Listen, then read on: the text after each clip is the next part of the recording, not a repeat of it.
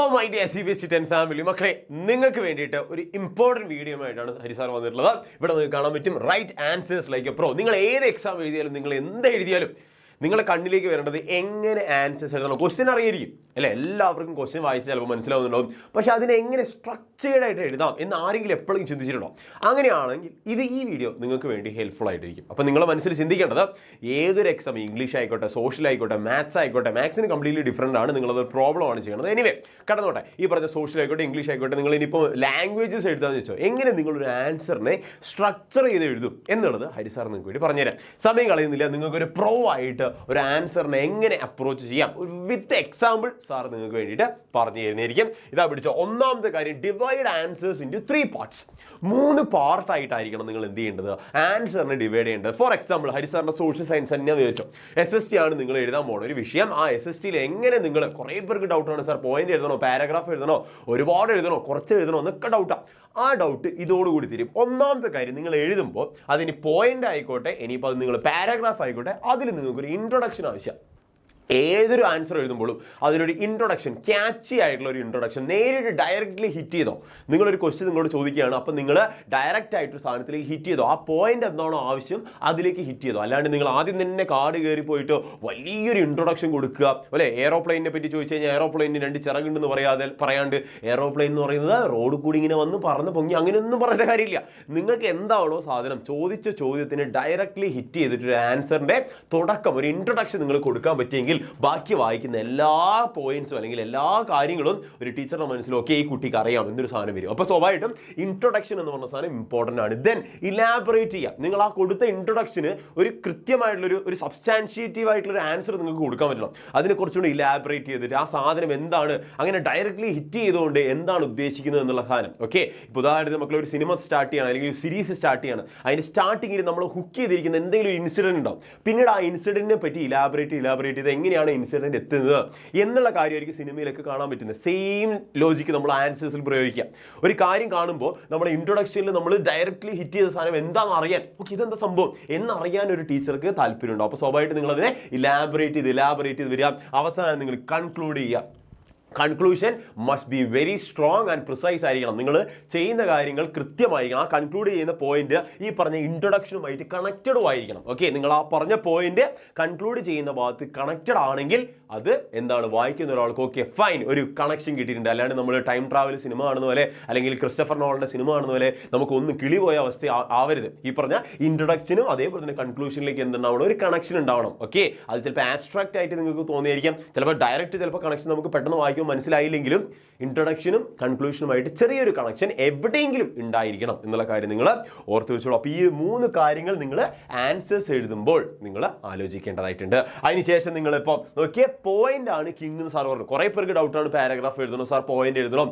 Points നിങ്ങൾ എത്രത്തോളം ഭംഗിയായിട്ട് എഴുതുന്നോ, എത്രത്തോളം കിടിലമാക്കി എഴുതുന്നോ അവിടെയാണ് നിങ്ങൾക്ക് മാർക്ക് വീഴുക. അപ്പോൾ സാറോട് എഴുതി വെച്ചിട്ടുണ്ട്, പോയിന്റ്സ് എന്ന് പറയുന്നത് നിങ്ങളെ കിങ് ആണ്, നിങ്ങളെ രാജാവ്. ഓക്കെ, നിങ്ങൾക്ക് പോയിന്റ് എത്രത്തോളം നല്ലോണം കൃത്യമായിട്ട് ചുദ്ധ പോയിന്റ് നിങ്ങൾക്ക് എഴുതാൻ പറ്റുന്നുണ്ടോ അവിടെ നിങ്ങൾക്ക് മാർക്ക് വീഴും. ഓക്കെ, ഇവിടെ നിങ്ങൾക്ക് കാണാൻ പറ്റും, റിമെമ്പർ പോയിന്റ്സിൽ പോയിന്റ് ഉണ്ടാവണം. അതെന്താ സാർ അങ്ങനെ പറഞ്ഞാൽ, പോയിന്റ്സിൽ പോയിന്റ് ഉണ്ടാവണം. അതായത് ഫോർ എക്സാമ്പിൾ, സാറോട് ഒരു എക്സാമ്പിൾ അടക്കം വെച്ചിട്ടുണ്ട്, പോയിന്റിൽ ഒരു പോയിന്റ് ഉണ്ടാവണം. ഓക്കെ, അതെന്താ സാർ അങ്ങനെ പറയാൻ കാരണം ഇത്രേ ഉള്ളൂ. ഇവിടെ നിങ്ങൾക്ക് ഒരു എക്സാമ്പിൾ, സാർ റൗലറ്റ് ആക്ടിനെ പറ്റി നിങ്ങളോട് എക്സാം എഴുതി ചോദിച്ചു വിചാരിക്കാം. ഓക്കെ, റൗലറ്റ് ആക്ട് എന്താണ്, what do you mean by Rowlatt Act എന്നൊരു ക്വസ്റ്റ്യൻ ആണ് നിങ്ങളുടെ മുന്നിലേക്കുള്ളെങ്കിൽ ഇവിടെ നിങ്ങൾ എഴുതുന്ന സാധനം കണ്ടോ. നോക്കിയേ, ഇവിടെ നിങ്ങൾ Rowlatt Act was a big act എന്ന് എഴുതി വെച്ചിട്ടുണ്ട്. ഒരാൾ എഴുതിയാണ്, ഇത് A എന്ന് പറഞ്ഞ കുട്ടി എഴുതിയാണ്, ഇത് B എന്ന് പറഞ്ഞ കുട്ടി എഴുതിയാണ് വിചാരിക്കാം. A എന്ന് പറഞ്ഞ കുട്ടി എഴുതി ഇൻട്രൊഡക്ഷൻ പോയിന്റ് ആണ്, Rowlatt Act was a big act. Okay, രണ്ടാമത്തെ ഒരു കുട്ടി എഴുതി Rowlatt Act was introduced by British എന്ന് എഴുതി. അപ്പോൾ സാറ് പറഞ്ഞു ഇത് 2 പോയിന്റാണ്, പോയിന്റ് കിങ് എന്ന് പറഞ്ഞു. ഈ 2 പോയിന്റ് തന്നെയാണ്, 2 ഇൻട്രൊഡക്ടറി പോയിന്റ് തന്നെയാണ്. പക്ഷേ ഈ കുട്ടി എഴുതി എന്താ, Rowlatt Act was a big act. ഇതിൽ എന്തെങ്കിലും അർത്ഥമുണ്ടോ? റൗലറ്റ് ആക്ട് എന്ന് പറഞ്ഞാൽ വലിയൊരു ആക്ടാണ്, അത് പോയിന്റ് ആണ്, പക്ഷെ അതിലൊരു പോയിന്റ് ഉണ്ടോ? ഇതിൽ പോയിന്റ് ഇല്ല, ഇതിൽ മാർക്ക് വീഴോ? മാർക്ക് വീഴില്ല. പക്ഷേ രണ്ടാമത്തെ കുട്ടി എഴുതി Rowlatt Act was introduced by British, അതിലൊരു പോയിന്റ് ഉണ്ട്. ഈ പോയിന്റിൽ ഒരു പോയിന്റ് ഉണ്ട്, അതായത് ബ്രിട്ടീഷുകാരാണ് ഇൻട്രൊഡ്യൂസ് ചെയ്തത് റൗലറ്റ് ആക്ട്. അപ്പോൾ അതിലൊരു മാർക്ക് വീഴാൻ ചാൻസ് ഉണ്ട്, കാരണം ആ എഴുതിയത് റൈറ്റാ. ഇവിടെ എഴുതിയത് ബിഗ് ആക്ട്, വലിയൊരു ആക്റ്റാ. ശരിയാണ്, തെറ്റൊന്നും പറയുന്നില്ല, പക്ഷെ അതിലൊരു പോയിന്റ് ഇല്ല. അപ്പോൾ ഇത് തെറ്റ്. ഇങ്ങനെയല്ല നിങ്ങൾ പോയിന്റ് എഴുതേണ്ടത്. പോയിന്റിൽ ഒരു പോയിന്റ് ഉണ്ടാവും. Rowlatt was introduced by British. ഇതിലൊരു പോയിന്റ് ഉണ്ടാവണം, കാര്യമായിട്ടൊരു സാധനം ഉണ്ടാവണം. അതാണ് സാർ ഈ പറഞ്ഞ സാധനത്തിന്റെ വ്യത്യാസം. അപ്പോൾ ആ ഡിഫറൻസ് നിങ്ങൾ മനസ്സിലാക്കി എഴുതുക. നിങ്ങൾ എഴുതുമ്പോൾ ആ ഒരു പോയിന്റിൽ ഒരു പോയിന്റ് ഉണ്ടാവണം. ഓക്കെ, ഹരിസാറിന്റെ പേഴ്സണൽ ടേം ആണ്. അത് നിങ്ങൾ എന്ത് ചെയ്യുക, പാലിക്കുക, സെറ്റ് ആക്കുക. നെക്സ്റ്റ് ഇവിടെ നിങ്ങൾക്ക് കാണാൻ പറ്റും, വാട്ട് ഇഫ് നിങ്ങൾക്ക് യു ഡോണ്ട് ലൈക്ക് പോയിന്റ്സ്, നിങ്ങൾക്ക് പോയിന്റ്സ് ഇഷ്ടമല്ല എന്ന് വിചാരിക്കാം.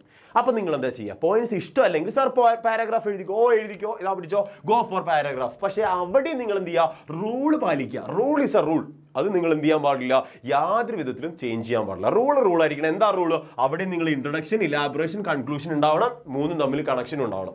അതാണ് അവിടെയുള്ള റൂൾ, ബേസിക് റൂളാണ്. അത് തമ്പ് റൂളാണ്. ഒരു കാരണവശാലും അത് മാറാൻ പോകുന്നില്ല. അപ്പോൾ റൂൾ ഇസ് എ റൂൾ. നിങ്ങൾക്ക് പാരഗ്രാഫ് എഴുതണമെങ്കിൽ എഴുതാം. ബട്ട് എന്തുണ്ടാവണം, അവിടെ ഇൻട്രൊഡക്ഷനും ഇലാബറേഷനും കൺക്ലൂഷനും ഉണ്ടായിരിക്കണം എന്നുള്ള കാര്യം നിങ്ങൾ ഓർക്കുക. അപ്പോൾ ഇത്രയും കാര്യമാണ് ഹരിസാറിന് നിങ്ങൾക്ക് പറയാനുള്ളത്. അപ്പോൾ ഒരു ആൻസർ എഴുതുമ്പോൾ നിങ്ങൾ ശ്രദ്ധിക്കേണ്ടതായിട്ടുള്ള സിമ്പിൾ ലോജിക്കാണ്. ഓക്കെ, സിമ്പിൾ കോമൺ സെൻസ് ആണ് ഈ പറഞ്ഞിട്ടുള്ളത്.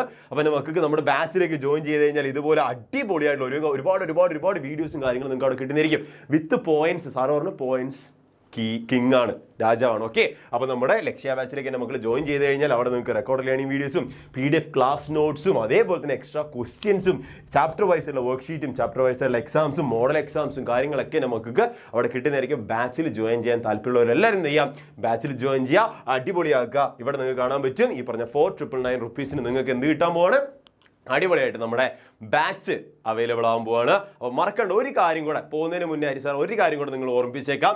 ഈ വരുന്ന മൺഡേ, ഓക്കെ, ഈ വരുന്ന മൺഡേ എൻ്റെ മക്കൾക്ക് സർപ്രൈസ് ആയിട്ടൊരു സംഭവം വരുന്നുണ്ട്. ഈ വരുന്ന മൺഡേ ലൈവിൽ, ഓക്കെ, നൈറ്റ് ലൈവിൽ എല്ലാവരും പോകുന്നോളൂ, അടിപൊളിയാക്കാം. ഓക്കെ, നൈറ്റ് ലൈവിൽ നമ്മളെല്ലാവരും വന്നിട്ട് ഒരു സർപ്രൈസ് എൻ്റെ മക്കൾക്ക് വേണ്ടിയിട്ട് ഹരിസാർ വരുന്ന ഈ തിങ്കളാഴ്ച, ഈ ഒരു 28-ന് സാർ നിങ്ങളുടെ മുന്നിലേക്ക് വരുന്നതായിരിക്കും ഒരു സർപ്രൈസുമായിട്ട്. ഓക്കെ, അപ്പോൾ എല്ലാവരും എന്ത് ചെയ്യുക, കൃത്യമായിട്ട് 28-ന് രാത്രി നമ്മുടെ ചാനലിൽ വരിക, CBSE ക്ലാസ് 10 ചാനലിലേക്ക് വരിക. അടിപൊളിയായിട്ട് നമുക്ക് എന്ത് ചെയ്യാം, ഒരു സർപ്രൈസ് അവിടെ സാർ നിങ്ങൾക്ക് പറയാനുണ്ട്. അപ്പോൾ അവിടെ കാണാം. മൺഡേ. Bye bye.